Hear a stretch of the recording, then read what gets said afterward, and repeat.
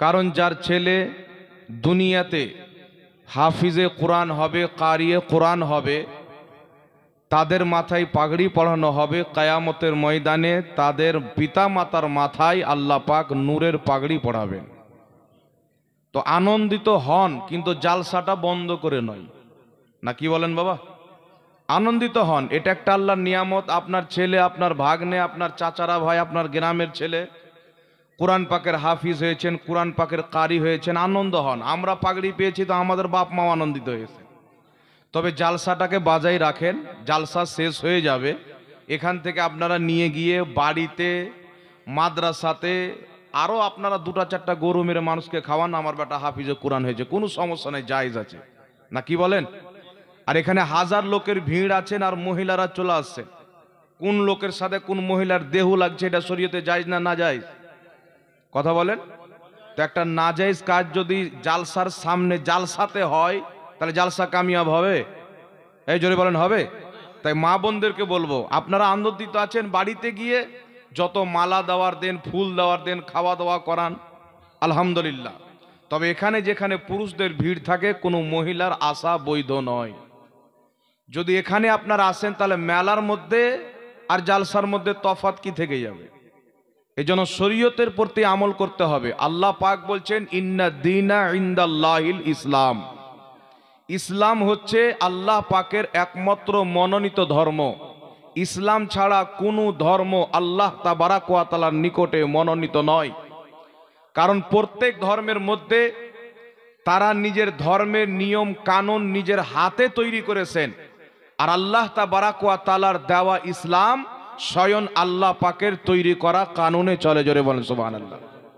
নবী পাক সাল্লাল্লাহু আলাইহি ওয়াসাল্লাম বলেন, আমি যখন মেরাজের রাত্রিতে জান্নাত ভবন করলাম, জাহান্নাম ভবন করলাম, তো জাহান্নামে সবচাইতে বেশি মহিলাদেরকে দেখলাম।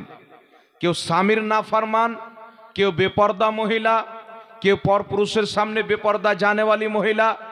তো নবী পাক সাল্লাল্লাহু আলাইহি সাল্লাম মহিলাদের কথা বলেছেন, তারাকে সবচাইতে বেশি জাহান্নামে দেখলাম। কারণ মহিলারা যদি বেপর্দা চলে, তাহলে কিয়ামতের ময়দানে আল্লাহ তাবারাক ওয়া তাআলা যেই মহিলা মাথাতে কাপড় দিবে না, তার মাথাতে জাহান্নামের কাপড় পরাবে। যেই মহিলা পর্দাতে থাকবে না, তাকে জাহান্নামের জ্বলন্ত আগুনে জ্বালানো হবে। পর্দা মহিলাদের জন্য আছে, পর্দা পুরুষদের জন্য আছে। আমার আপনার নবী সাল্লাল্লাহু আলাইহি সাল্লাম যখন রাস্তাতে চলতেন, আল্লাহর হাবিব সাল্লাল্লাহু আলাইহি সাল্লাম চাকার মাকার করে এদিক ওদিক তাকাতেন না। নবী পাক সাল্লাল্লাহু আলাইহি সাল্লাম নিচে চেহারা করে সুজা হেঁটে যেতেন। আল্লাহর হাবিব যখন থুথু মুবারক ফেলতেন, কিবলার দিকে ফেলতেন না, এদিক ওদিক ফেলতেন না, নিচে মুখ করে থুথু মুবারক ফেলতেন, নিচে চেহারা করে, যেন থুথু মুবারক কিবলার দিকেও না হয় আর কোনো ব্যক্তি যেন কষ্টও না পায়। কথা বুঝতে পারছেন বাবা?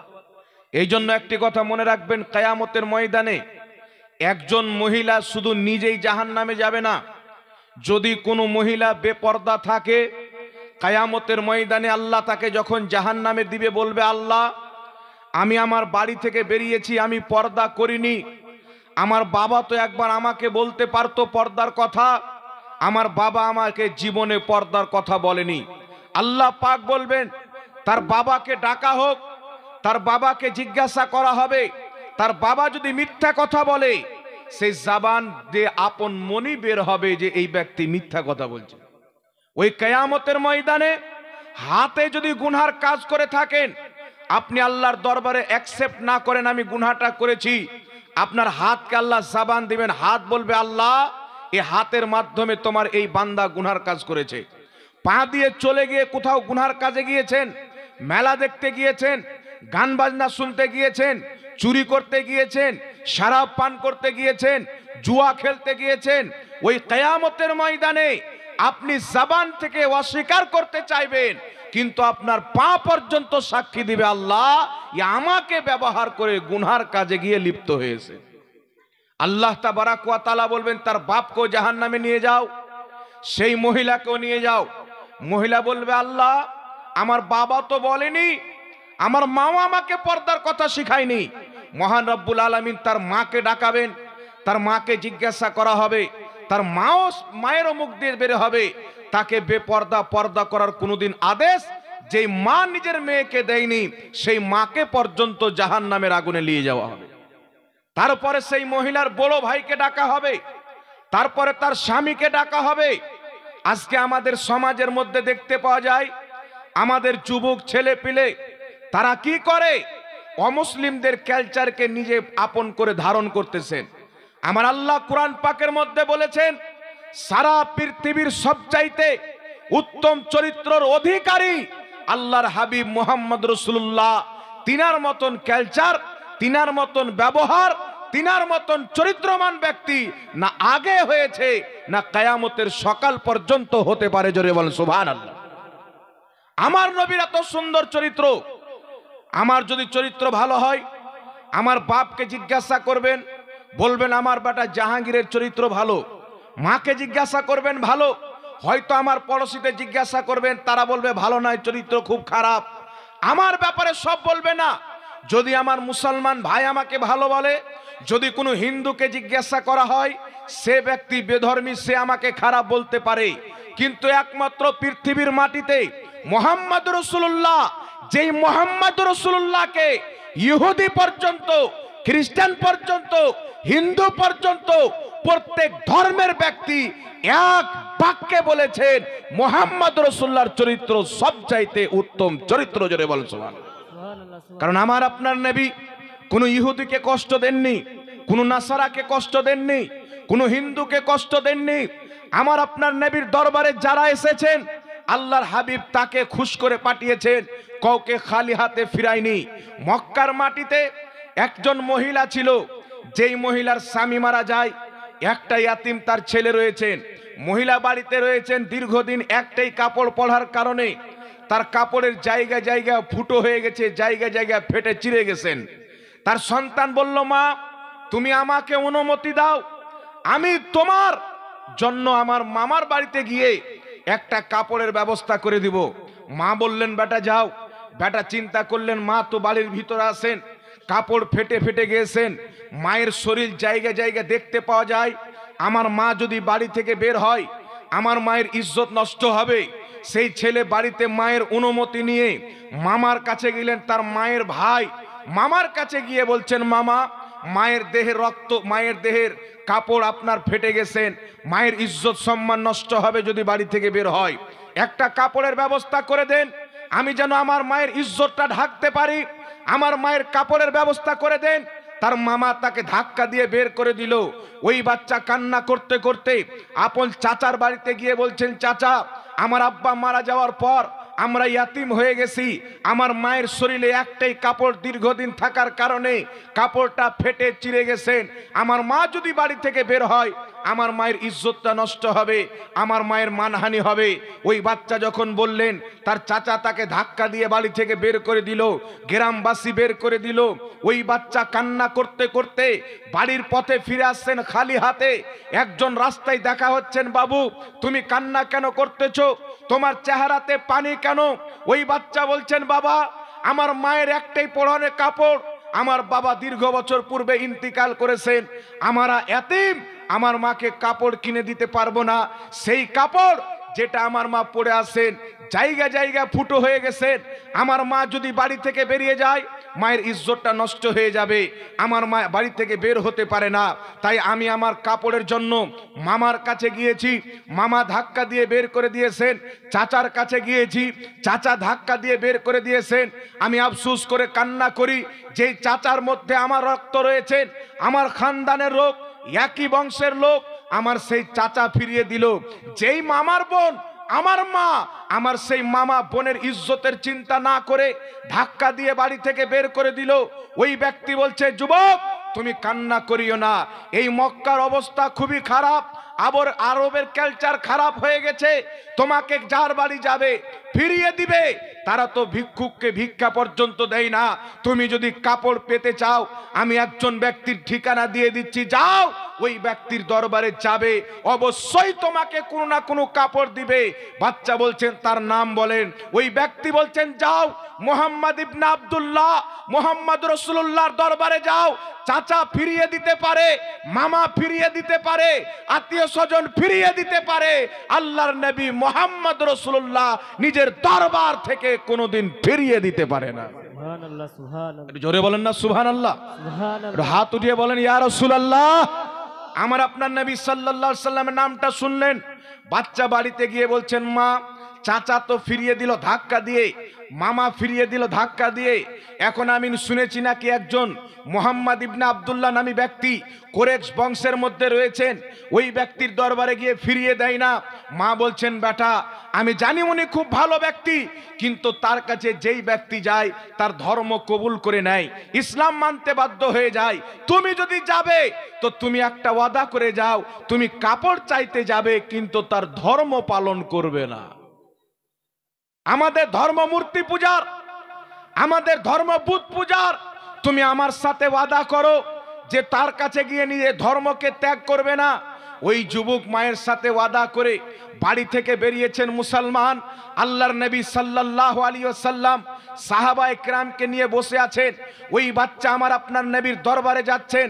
আল্লাহর নবীর নিকটে যখন উপস্থিত হয়েছেন, যাওয়ার পরে সর্বপ্রথম বাক্য বাচ্চা বলছেন, আমি আপনার কাছে সাহায্যের জন্য এসেছি, কিন্তু আগেই বলে দিচ্ছি আমি আপনার মাযহাব, আপনার দ্বীন, আপনার ধর্ম মানব না। আমার নবী মুচকি মেরে হাসলেন, বললেন, বাবা বলো, আমার মাযহাব তোমাকে মানতে হবে না, কি কারণে আমার দরবারে এসেছো? বাচ্চা বলছেন, ইয়া রাসূলুল্লাহ, আমার মায়ের শরীরে একটাই কাপড়, আমার বাবা মারা গেছেন, আমি ইয়াতিম ছেলে, মায়ের শরীরে কাপড় নাই, একটা কাপড় ফাটে পুরাতন হয়ে গেছে, জায়গা জায়গা ফুটো হয়ে গেছে। আমি আমার মায়ের কাপড়ের জন্য চাচার কাছে গিয়েছি, আমাকে ফিরিয়ে দিয়েছে, মামার কাছে গিয়েছি, আমাকে ফিরিয়ে দিয়েছে, কিন্তু আমি শুনলাম আপনার দরবার থেকে কেউ ফিরে যায় না, তো আমি আপনার নিকটে এসেছি কাপড় আনার জন্য। আপনার ইসলাম আমি মানব না, আপনার ধর্ম আমি মানব না। আমার আপনার নবী যখন শুনলেন, নিজের শরীরের চাদর মুবারকটা খুলে ওই বাচ্চাকে দিয়ে দিলেন, বললেন, বেটা যাও, তোমার মায়ের শরীরে এই চাদরটা দিয়ে তোমার মায়ের ইজ্জতটাকে ঢেকে দাও। ওই বাচ্চা খুশি হয়ে, আনন্দিত হয়ে আমার আপনার নবীর শরীরের চাদর নিয়ে বাড়ির দিকে রওনা হয়েছেন। দৌড় দিয়ে চলতে চলতে যেমনই বাড়িতে পরিবেশ করবেন, তার মাকে গিয়ে বলছেন, মা মুহাম্মদ সাল্লাল্লাহু আলাইহি সাল্লাম এত মহান ব্যক্তি, এত সুন্দর চরিত্র, এত সুন্দর ব্যবহার, আমার ধর্ম মূর্তিওয়ালা ধর্ম, আমি মুশরিক ঘরানার ব্যক্তি, কাফির ব্যক্তি, কিন্তু আমাকে একবারও ধর্মের কথা জিজ্ঞাসা না করে, আমার ধর্মের কথা না জেনে আমি যেমন ইজ্জতের কথা বলেছি, সঙ্গে সঙ্গে নিজের শরীরের চাদর দিয়ে দিয়েছেন। তার মায়ের চোখ দিয়ে পানি বেরিয়ে গেল, বেটা তোমার মামা যার শরীরে আমার রক্ত চলে, তোমার মামা তোমাকে ফিরিয়ে দিয়েছেন, তোমার বাপ তোমাকে, তোমার চাচা তোমাকে ফিরিয়ে দিয়েছে, যার খানদানের তুমি, কিন্তু মুহাম্মদ রাসূলুল্লাহ তোমার মায়ের খানদানের ব্যক্তি নয়, তোমার বাবার খানদানের ব্যক্তি নয়, তোমার শরীরে তার রক্ত চলে না। সেই ধর্ম জিজ্ঞাসা না করে, খানদান জিজ্ঞাসা না করে, ইজ্জতের কথা এসেছে, নিজের শরীরের কাপড় খুলে তোমাকে দিয়ে দিয়েছে, বেটা তোমাকে তার ধর্ম ইসলাম কবুল করে নেওয়া প্রয়োজন ছিল। বল সুবহানাল্লাহ। আর একটু জোরে হবে না সুবহানাল্লাহ? তার ধর্ম মেনে নেওয়ার প্রয়োজন ছিল। তুমি কি করে ওই ব্যক্তির কাছ থেকে ফিরে চলে আসলে, যেই ব্যক্তি তোমার চাচা নয়, তোমার মামা নয়, তোমার আত্মীয় স্বজন নয়, যেই ব্যক্তি ইজ্জত ভাবে কোনটা হিন্দুর মহিলা, কোনটা খ্রিস্টানের মহিলা, কোনটা ইহুদির মহিলা, কোনটা নাসারার মহিলা। আরে ইসলাম আমাদেরকে শিক্ষা দেয়, আমাদের নবী শিক্ষা দিয়েছেন, পৃথিবীতে ধর্ম দেখে মহিলাদের সম্মান নয়, যেই ধর্মের হোক, সে যদি মহিলা থাকে আমরা তাদের সম্মান করি। জোরে বল সুবহানাল্লাহ। নারে তাকবীর, নারে তাকবীর, নারে রিসালাত, মাসলাকে আলা হযরত মুফতি জাহাঙ্গীর সাহেব। এই শিক্ষা আল্লাহর নবী সাল্লাল্লাহু আলাইহি ওয়াসাল্লাম দিয়েছেন। আজ আমাদের ভারতবর্ষের মাটিতে কি দেখতে পাওয়া যায় বাবা?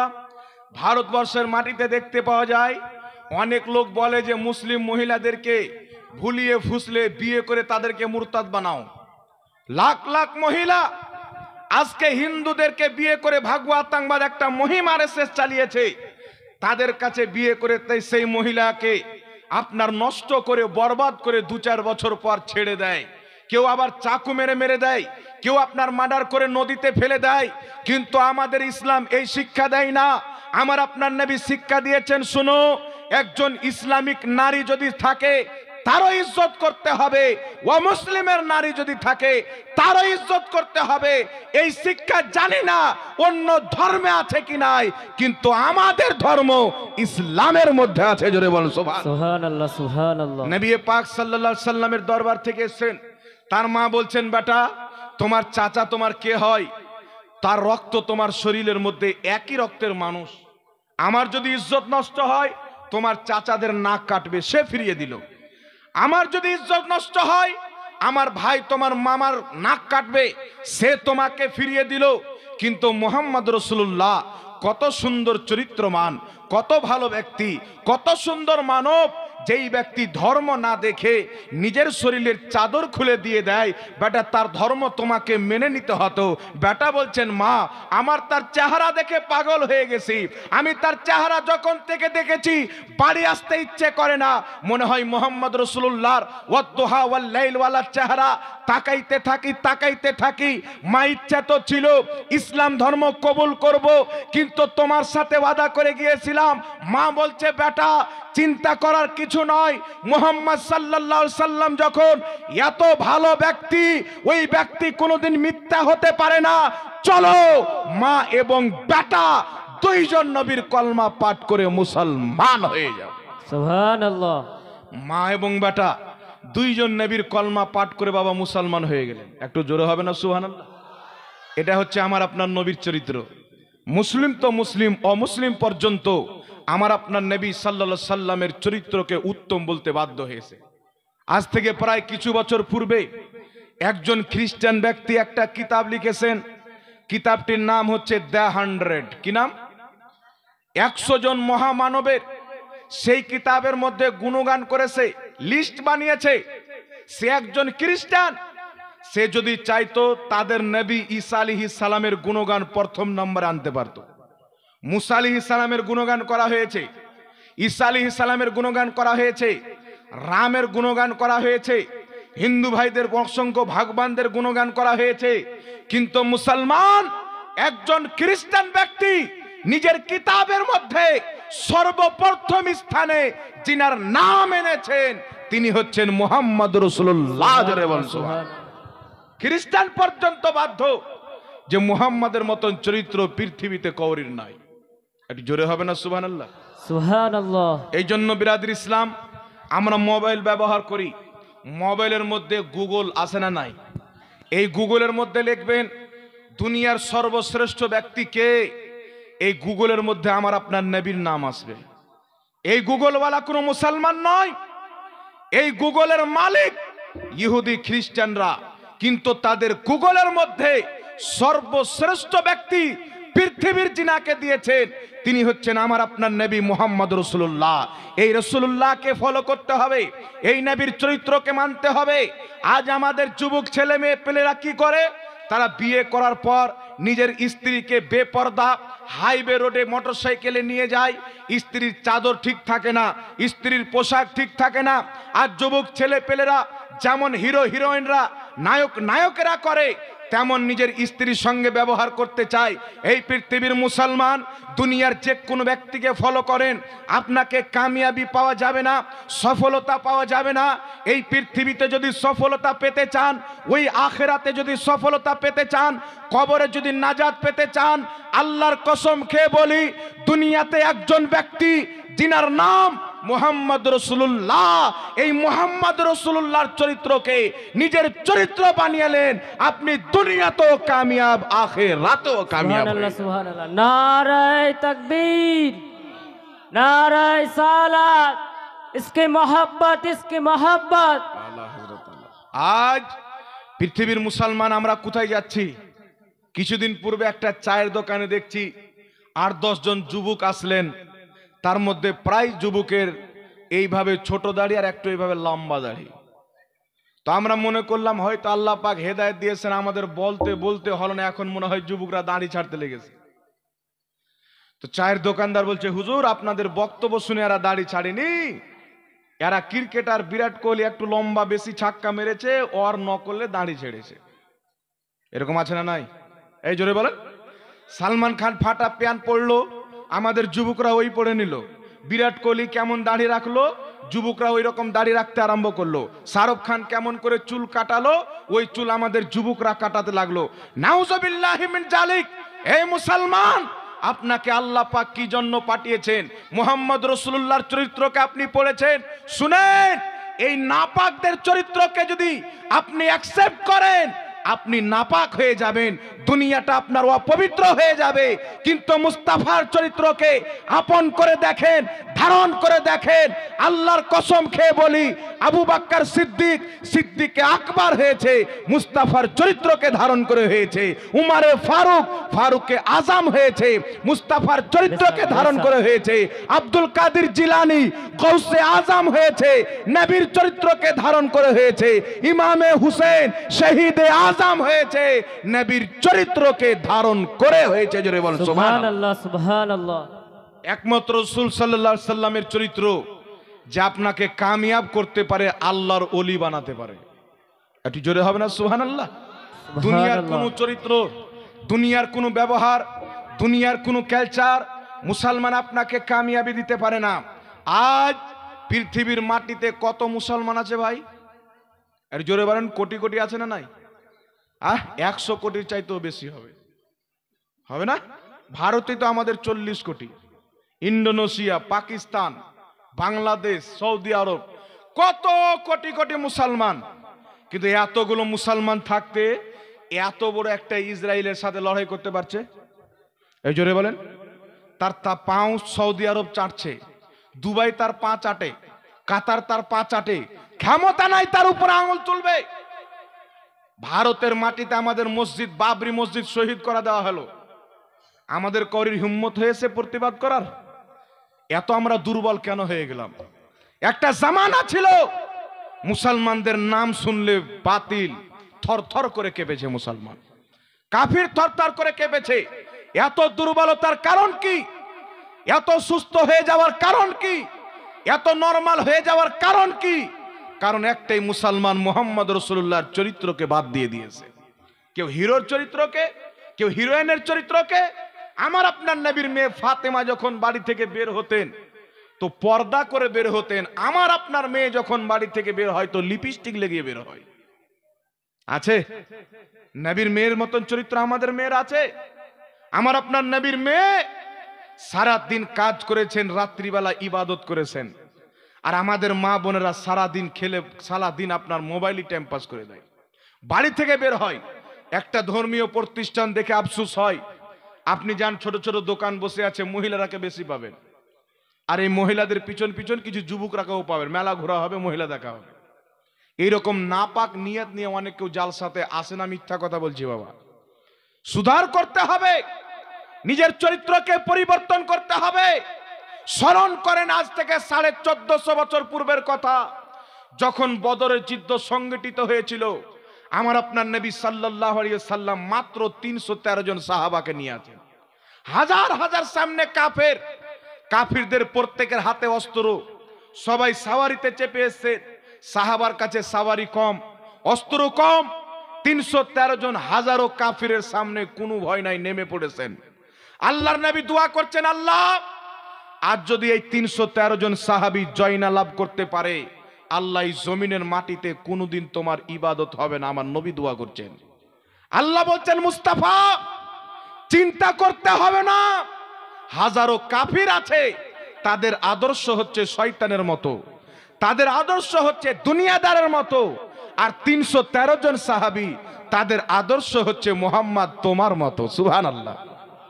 এদের চরিত্র তোমার মতো, ব্যবহার তোমার মতো, এদের চলা তোমার সুন্নাত, বলা তোমার সুন্নাত, উঠা তোমার সুন্নাত, ইবাদত তোমার সুন্নাত। এদের প্রত্যেকটা কালচারে তোমার মোহাব্বত ভরা আছে, তোমার আদর্শ ভরা আছে। মাহবুব, সারা পৃথিবীর কাফির যদি একদিকে হয়ে যায়, তোমার 313 জন সৈনিক একদিকে থাকবে। আমি আল্লাহ ফেরেশতাকে পাঠিয়ে 313 জনকে জয়দান করব। বল সুবহানাল্লাহ। পৃথিবীর ইতিহাস সাক্ষী আছেন, ওয়াল মুসলিম পর্যন্ত হয়রান, হাজারো কাফিরের সামনে মাত্র 313 জন সাহাবী। কতজন বাবা? মাত্র 313 জন সাহাবী ময়দানে নেমেছেন। যেমনই ময়দানে নেমেছেন, আল্লাহু আকবার কবিরা, ফারিস্তা আপনার সাহাবা তলোয়ার উঠায়, ফারিস্তারা গর্দান মেরে দেয়। সাহাবা তলোয়ার তুলে ফারিস্তা গর্দান উড়িয়ে দেয়, সাহাবা তলোয়ার তুলে ফারিস্তারা কেটে দেন।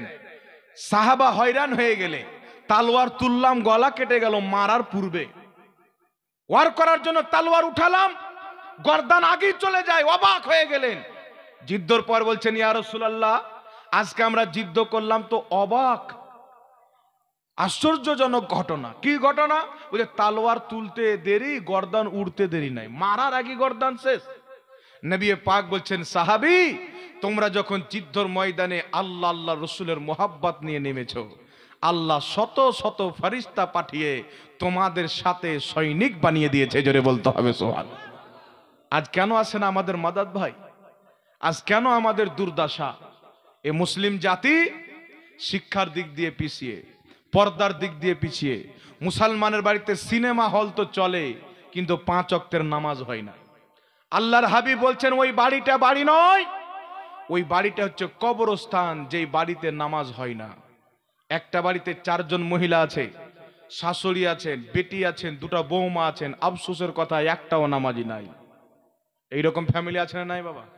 জোরে বলেন।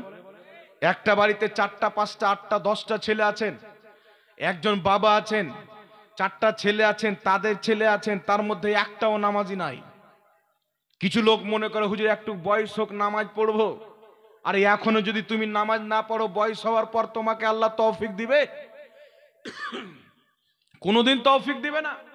আপনি যদি চায়ের দোকানে বসে বসে টাইম পাস করেন, আপনি যদি আড্ডাখানাতে গিয়ে টাইম পাস করেন, আপনি যদি গান বাজনা শুনে টাইম পাস করেন, জুয়া খেলে টাইম পাস করেন, আর আপনি যদি বলেন মরার পূর্বে আল্লাহ আমাকে নামাজি বানিয়ে দিবে, এই স্বপ্ন দেখা বাদ দিতে হবে।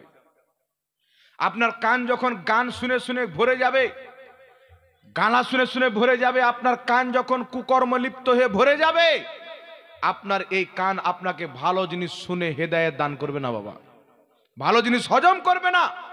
একটা মাদ্রাসার তালবে ইলম যখন খাতা লেখে, খাতাটা যখন পরিপূর্ণ হয়ে যায়, সেই খাতা পরিপূর্ণ হওয়ার পরে যদি কিছু লেখা যায়, বুঝা যাবে? এই জোরে বলেন, বুঝা যাবে? তো আমার আপনার জীবনটা ওই রকম হয়ে গেছে। পাপ করে করে, নামাজ ছেড়ে ছেড়ে, বেপরদা ঘুরে ঘুরে আমাদের অন্তর এত ময়লা হয়ে গেছে যে হুজুর যতই বলুক, এই অন্তরে আমাদের কথা কিন্তু বাবা বসে না। বসে? এখানে অনেকজন বসে আছেন, কয়েকটা যুবক আছে, কত সুন্দর চেহারা, যত সুন্দর চেহারাতে দাড়ি, কিন্তু 50-60 বছরের বাবা আছেন, চেহারাতে দাড়ি নাই। একে যদি বলেন, বাপজি কতদিন বাঁচবেন, নবীর সুন্নাতটা সাজান, কতদিন হারাম কাজ করবেন, বলবে বাবা দাড়ি ছাড়লে চুলকায়। আর ফারিস্তা যখন মুখ কালিয়ে মারবে, তখন চুলকানি কোথায় যাবে আপনার? সব চুলকানি আপনি ভুলে যাবেন। এই জাতির লজ্জা শরম নাই। আল্লাহ স্পষ্ট কোরআনে বলেছেন, আমার নবী উত্তম চরিত্রের অধিকারী। নবীর চেহারাতে দাড়ি ছিল, আপনি চেহারাতে দাড়ি সাজান, আল্লাহর কসম খেয়ে বলি, দুনিয়ার কেউ যদি অপছন্দ করে, দুনিয়াকে সৃষ্টি করনেওয়ালা খোদা পছন্দ করবে। সুবহানাল্লাহ, সুবহানাল্লাহ। আপনার চেহারা আল্লাহ পছন্দ করবে। আপনি কাকে হুসন দেখাচ্ছেন? এ সুন্দর গাল, এ সুন্দর মাংস, সুন্দর চেহারা, সুন্দর ঠোঁট, যাকে মা বোন লিপস্টিক লাগিয়ে ঘুরে বেড়ায়, আপনি সাবুন লাগিয়ে ফ্রেশ করেন, যখনই আপনাকে কবরে রাখা হবে, কয়েক ঘন্টা পর আপনার নাক যখন গলে নাকের তেনাটা সরে বেরিয়ে যাবে, পোকা মাকড় ঢুকে ভিতর থেকে নিয়ে বাইর পর্যন্ত আপনার গাল মুখ চিবিয়ে চিবিয়ে খাবে, আপনি কিছু করতে পারবেন না। কিছু লোককে বলেন নামাজ পড়ুন, চরিত্রকে বদলান, ওই লোকটা বলবে হুজুর এখনো তো বয়স আছে, এখন আমার বয়সে কি হলো, 40 বছর হলো, 50 বছর হলো, এইরকম বয়স নিয়ে আমরা চিন্তা করি।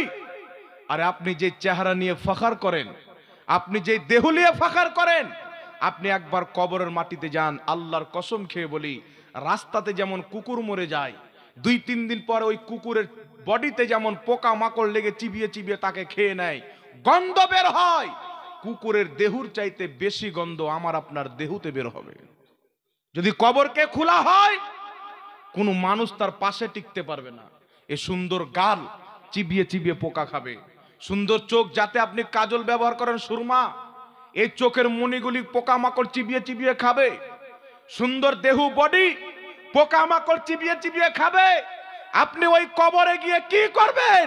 যেই কবরে আপনার শ্বাস চলবে না, আপনি নিজের হাতে গোসল করতে পারবেন না, নিজের হাতে পোশাক পরতে পারবেন না, নিজের হাতে গোসল করে আপনার জায়গায় কবর যেতে পারবেন না। একবার চিন্তা করেন মুসলমান, অন্তরে হাত রেখে ভাবেন, একটু চিন্তা করেন, আপনার ওই অন্ধকার কবর, যেখানে বাপ নাই, মা নাই, আত্মীয় স্বজন কেউ নাই, সহযোগিতার কোনো ব্যক্তি নাই, চতুর সাইডে মাটি, অন্ধকার কবর। আপনি দুনিয়াতে আত্মা যখন বেরিয়ে যায়, গোসল করতে পারেন না, আপনি কবরে গিয়ে কি করবেন বলেন? আপনার গালের মাংস পোকা চিবিয়ে চিবিয়ে খাচ্ছেন, আপনি দেখতে পাবেন, কষ্ট হবে, আপনি পোকা ভাগাতে পারবেন না। আপনার চোখের বুন্দিগুলি বড় বড় পোকা ছগল মেরে মেরে খাবে, আপনি দেখতে পাবেন, কষ্ট হবে, আপনি কিছু করতে পারবেন না। আপনার সুন্দর দেহ, যাকে প্রত্যেকদিন সাবুন শ্যাম্পু দিয়ে মালিশ করে সাজান, সেই অন্ধকার কবরের মাটি চিবিয়ে চিবিয়ে খাবে, পোকা চিবিয়ে চিবিয়ে খাবে। আপনি ওই সমাতে কিছু করতে পারবেন না, দেখবেন কষ্ট হবে। আর আল্লাহর কসম খেয়ে বলি, আজ যদি আপনি নবী মুস্তাফার সচ্চা গোলাম হয়ে যান, নবী মুস্তাফার সচ্চা মাননেওয়ালা হয়ে যান, নবীর সুন্নাতে চলনেওয়ালা হয়ে যান, নিজের চরিত্রকে নবীর মতো বানিয়েলেন, নিজের ব্যবহারকে নবীর সুন্নাত মোতাবিক করেলেন, আমি চ্যালেঞ্জ দিয়ে বলছি, আজ থেকে প্রায় 550 বছর পূর্বে বারেলি শরীফের মাটিতে একজন আল্লাহওয়ালাকে দাফন করা হয়েছিল। 550 বছর পর তিনার মাজারকে যখন শহীদ করা হলো, তিনার দেহ এবং কাফন যেমন রেখেছিল, তিনার কবরে তেমন 550 বছর পর আল্লাহ হিফাজতে রেখেছেন। বল সুবহানাল্লাহ। সুবহানাল্লাহ। কাফন পর্যন্ত ময়লা হয়নি। কেন? তারা নিজের চরিত্রকে মুস্তাফার মতো বানিয়েছেন। আল্লাহ আমাদের জন্য আইডিয়াল মডেল বানিয়ে আল্লাহ নিজের হাবিবকে পাঠিয়েছেন, যাকে আল্লাহ আক্কাস আলী একজন 500 টাকা দান দিয়েছেন। দাদির জন্য দোয়া হবে ইনশাআল্লাহ, আল্লাহ কবুল করুক, সকলে পড়েন আল্লাহুম্মা আমিন। তারা আমার নবীর সুন্নাতে চলেছেন বাবা, দ্বীনের প্রতি আমল করেছে। আপনি জানেন আল্লাহ আমাদেরকে কি জন্য সৃষ্টি করেছেন? সাহাবায়ে কেরাম ইসলামকে প্রচার করার জন্য কি করেছেন? মা বোনেরা শুনেন, আমার আপনার নবী এলান করলেন, তখন তো যুদ্ধ হতো, এখন যুদ্ধ হয় না, জিহাদ হয় না। আমার আপনার নবী সাল্লাল্লাহু আলাইহি সাল্লাম এলান করলেন, তোমাদের মধ্যে যারা যুদ্ধ করতে প্রস্তুত সক্ষম, তারা অস্ত্র নিয়ে বেরিয়ে পড়ো। যারা যুদ্ধ করতে পারবে না, বিরুদ্ধ হয়ে গেছো, বয়স হয়ে গেছে, হাত পাও কেটে গেছে, চলতে পারো না, অসুস্থ হয়ে গেছো, নিজের অস্ত্রগুলো যুবকদের হাতে তুলে দাও। সাহাবায়ে কেরাম নিজের অস্ত্র নবী মুস্তাফার কদমে রেখে দিলেন। একজন মহিলা দুধ পান করা বাচ্চাকে কোলে করে নিয়ে আমার নবীর দরবারে আসলেন। আসার পরে বলছেন, ইয়া রাসূলুল্লাহ, আমার স্বামী বদরের যুদ্ধতে আল্লাহর দ্বীনের খাতিরে শহীদ হয়ে গেছেন। যদি আমার স্বামী থাকতো, আজ আপনার সাথে পাঠাতাম, আল্লাহর দ্বীনের জন্য শহীদ হতো। আমি কিয়ামতে বলতাম, আল্লাহ তোমার নবী যখন ডাক দিয়েছিল, আমি তোমার রাস্তায় আমার স্বামীকে কুরবান করে দিয়েছি। আমার আপনার নবী যখন ডাক দিয়েছেন, আমি স্বামীকে কুরবান করে দিচ্ছি। ইয়া রাসূলুল্লাহ, আমার স্বামী নাই, আমার কোনো বড় ভাই নাই, আমার পিতা নাই, কোনো যুবক নাই আমার বাড়িতে, যাকে আপনার সাথে পাঠাবো, কিন্তু ইয়া রাসূলুল্লাহ, আমার এই কয়েক মাসের বাচ্চা, আমার স্বামী যখন বদরের যুদ্ধে শহীদ হয়, আমার স্বামীর বাচ্চা আমার গর্ভে ছিল, আজকে সে আমার দুধ পান করে। আল্লাহর হাবিব, আপনি এই বাচ্চাটাকে যুদ্ধের ময়দানে নিয়ে যান, আমি যেন কিয়ামতে বলতে পারি, আল্লাহ তোমার দ্বীনের খাতিরে আমি আমার একটা ছোট বাচ্চাকে কুরবান করেছি। জোরে বলেন সুবহানাল্লাহ। তার এই জাজবাকে দেখে, তার এই দ্বীনের প্রেমকে দেখে, ধর্মের মোহাব্বতকে দেখে আল্লাহর হাবিবের চোখ দিয়ে পানি বেরিয়ে গেল। আমার আপনার নবী বলছেন, মা তোমার এই ছোট বাচ্চা নিয়ে গিয়ে করব কি? এ তো তলোয়ার চালাতে জানে না, এ তো লড়াই করতে পারবে না, উল্টায় বোঝ হয়ে যাবে, কোলে নিয়ে থাকতে হবে। সেই মহিলা বলছেন, ইয়া রাসূলুল্লাহ, আমি জানি আমার বাচ্চা ছোট, তলোয়ার চালাতে পারবে না, তলোয়ারের মার সহ্য করতে পারবে না, কিন্তু ইয়া রাসূলুল্লাহ, আমার এই সন্তানের মধ্যে এমন একটি গুণ রয়েছে, আমি মা ভালো করে জানি, সেই গুণটি আপনার যুদ্ধের ময়দানে কাজে আসবে। আমি চাই আমার সন্তান জিদ্দর ময়দানে সেই গুণটি কাজে লাগিয়ে আপনার মোহাব্বতে যেন শহীদ হয়ে যায়, ইসলামের জন্য শহীদ হয়ে যায়। আমি যেন কিয়ামতের ময়দানে বলতে পারি, আল্লাহ তোমার নবী যখন ডাক দিয়েছিল আমি ঘরে বসেছিলাম না, আমার দুধ পান করনেওয়ালা বাচ্চা তোমার নবীর সাথে রওনা করে দিয়েছে।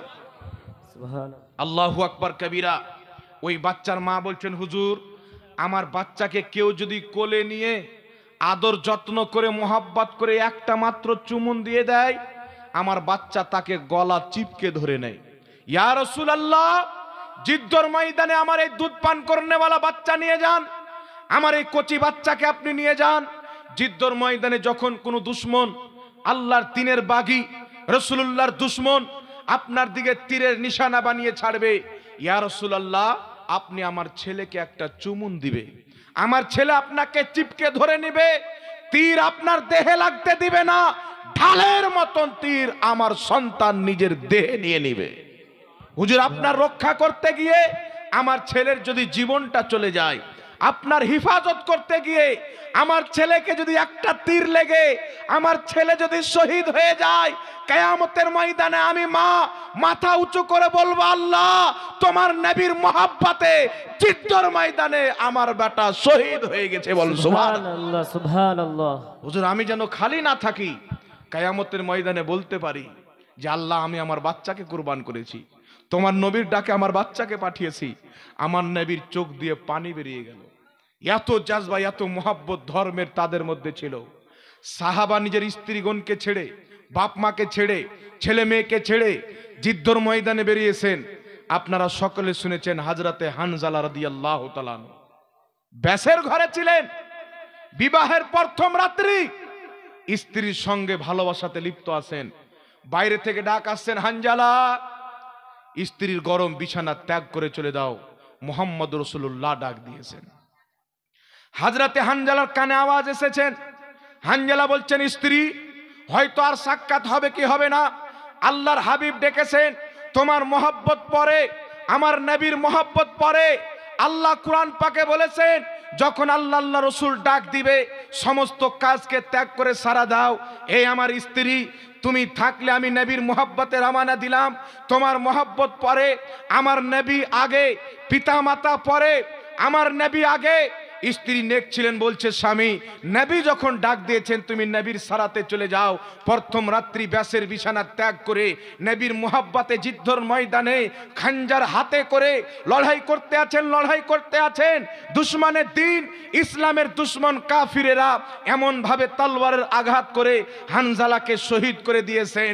এই দিকে যুদ্ধ যখন শেষ হয়ে যায়, যুদ্ধ যখন শেষ হয়ে যায়, সাহাবায়ে কেরাম খুঁজছেন হানজালা কোথায়। চতুর সাইডে দেখছেন হানজালাকে পাওয়া যায় না, লাশকে সরিয়ে দেখছেন হযরতে হানজালা পাওয়া যায় না।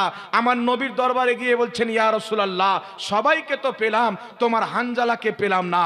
আমার নবীর চোখ দিয়ে পানি বেরিয়ে বলছেন, হে আমার সাহাবী, হানজালা যখন ময়দানে আসে তার স্ত্রীর সঙ্গে মোহাব্বতে লিপ্ত ছিল, প্রেমে লিপ্ত ছিল, আমার ডাক শুনে সাড়া দিয়ে চলে এসেছে, অপবিত্রতার অবস্থায় শহীদ হয়েছে। আল্লাহ নিজের ফেরেশতাকে বলেছেন, ফেরেশতা যেই হানজালা আমার নবীর ডাকে সাড়া দিয়েছে সে অপবিত্রতার অবস্থায় কবরে যাবে না, তাকে আসমানে নিয়ে এসো, জান্নাতের হাউজে কাউসারের পানিতে তাকে গোসল দেওয়া হবে। সুবহানাল্লাহ, সুবহানাল্লাহ। এই ছিলেন সাহাবার ঈমান। আজকে আমরা মনে করি ঈমান ইসলাম খুব সহজ। দুনিয়ার রঙিন জামানাতে আমরা পড়েছি বাবা। আমরা কাদের কালচারকে নিচ্ছি, মোবাইলের মধ্যে আমাদের ছেলে পিলেকে আমরা সালমান খান দেখাই, তো আমার ছেলেই তো জান্নাতের কথা কোনোদিন শিখবে না। নিজের ছেলেকে, নিজের মেয়েকে গল্পের মাধ্যমে শিখান, বেটা জান্নাত আল্লাহ তৈরি করেছেন, জাহান্নাম আল্লাহ তৈরি করেছেন। কবরের অন্ধকারের ব্যাপারে বলেন, ছোট বাচ্চার আঙুল ধরে আপনি আপনার বাপের কবর জিয়ারত করতে যান, মায়ের কবর জিয়ারত করতে যান, বেটাকে বলেন, বাবা এই কবরে আমার বাপ চলে এসেছে, আমিও চলে যাব, তোমাকেও একদিন যেতে হবে। তবে এই কবরকে যদি ঠিক রাখতে হয়, দুনিয়ার রং রঙ্গিলে এই তামাশাকে বাদ দিতে হবে, এক আল্লাহর মাওয়াহিদ বান্দা হতে হবে। আল্লাহকে জিজ্ঞাসা করেছেন, এখানে ক্যামেরাম্যান এসছে, জিজ্ঞাসা করেন তোমরা কি জন্য এসছো? এক মাদের পক্ষ থেকে 900 টাকা দিয়েছেন, আল্লাহ কবুল করুক, তাদের আল আওলাদকে নেক করুক, সকলে বলেন আল্লাহুম্মা আমিন। اللهم آمين। এখানে জিজ্ঞাসা করেন ক্যামেরাম্যানদেরকে, ভাই তোমরা কি জন্য এসেছো? এ সবাই বলবে বাবা যে আমরা এসেছি দ্বীনের খিদমতের জন্য। কিসের জন্য? অনেক লোকের নজর টেঁড়া থাকে, ওই লোক আবার বলবে যারা ইনকামের জন্য এসেছে, কিন্তু আমি ইনকামটা আগে দেখি না, আমি আগে দেখি খিদমত কতটা হচ্ছে।